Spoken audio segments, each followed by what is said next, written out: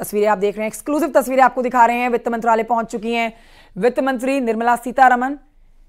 तो अब आप कह सकते हैं ये पहला पड़ाव निर्मला सीतारमण का, क्योंकि इससे आगे जब उनके हाथ में आप डिजिटली जो बजट पेश किया जाएगा, जो टैबलेट होगा उनके हाथ में लाल रंग के कवर में, सबकी निगाहें उस पर रहने वाली हैं कि किसको क्या मिलता है। हालांकि आपको इस समय का ताजा स्टेटमेंट बताते हैं वित्त राज्य मंत्री पंकज चौधरी का, जिन्होंने कहा है कि सबका साथ सबका विकास मंत्र पर ही ये बजट जो है ये आधारित रहने वाला है।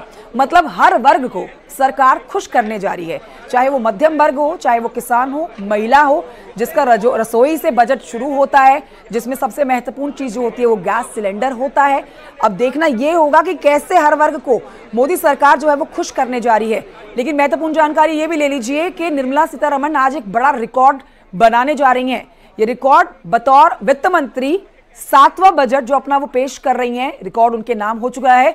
और मोदी सरकार 3.0 का ये पहला बजट होने जा रहा है। जयंत चौधरी, अब देखिए हर तरफ से रिएक्शंस भी सामने आ गए हैं, जो कि यहां पर घटक दल के नेता हैं, जिसमें जयंत चौधरी हैं। वो ये कह रहे हैं कि आर्थिक सर्वे लक्ष्यों को प्राप्त करने का ये रोड मैप है। 2047 तक भारत को विकसित बनाने का रोड मैप तो आपको आज बजट में दिखेगा ही। अब सहयोगी दल जो हैं उनकी तरफ से भी रिएक्शंस आने शुरू हो गए हैं।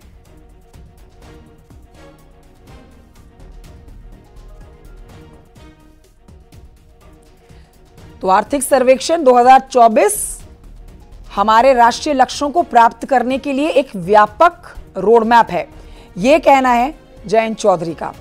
केंद्र में मोदी सरकार, एनडीए के वो सहयोगी हैं, एक बड़ा स्टेटमेंट वो दे रहे हैं। जाहिर तौर पर उनकी बात बहुत महत्वपूर्ण हो जाती है, क्योंकि वो एक वर्ग से आते हैं,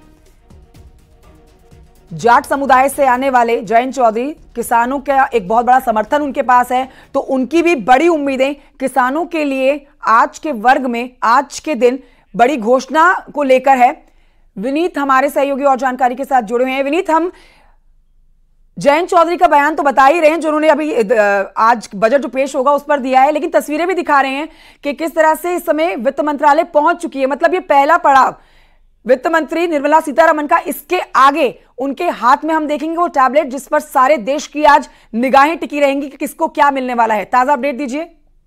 जी, निश्चित तौर पर मैं आपको बताना चाहूंगा कि वित्त मंत्री निर्मला सीतारमण जो है वो वित्त मंत्रालय पहुंच गई है। आखिरी बजट फॉर्मेशन का जो मुहर होता है वो वित्त मंत्रालय में लगाया जाता है। इसके बाद वित्त मंत्री निर्मला सीतारमण जो है वो राष्ट्रपति भवन जाएंगे, राष्ट्रपति को जो है वो अपना बजट जो है वो दिखाएंगी, और उसके बाद ही वहां से सीधे जो है वित्त मंत्री निर्मला सीतारमण जो है वो संसद में की ओर जो है वो रवाना हो जाएंगे।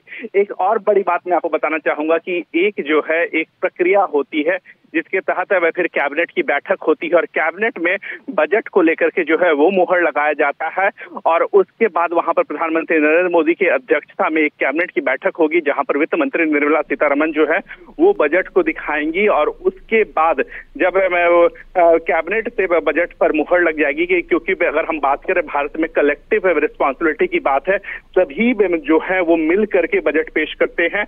पूरी कैबिनेट जो है वो उनका बजट होता है। तो उसके बाद 11 बजे जो है वो वित्त मंत्री निर्मला सीतारमण जो है वो बजट पेश करेंगे। एक बड़ी बात यहाँ पर मैं आपको बताना चाहूंगा कि ये जो कैबिनेट की बैठक होगी वो बैठक संसद भवन परिसर में ही होगी, जहां पर बजट पर जो है वो औपचारिक मुहर जो है वो लगाई जाएगी, और कैबिनेट में जो है वो बजट पर को पास करेगा। उसके बाद ही जो है वो बजट जो है वो वित्त मंत्री निर्मला सीतारमण पेश करेंगे।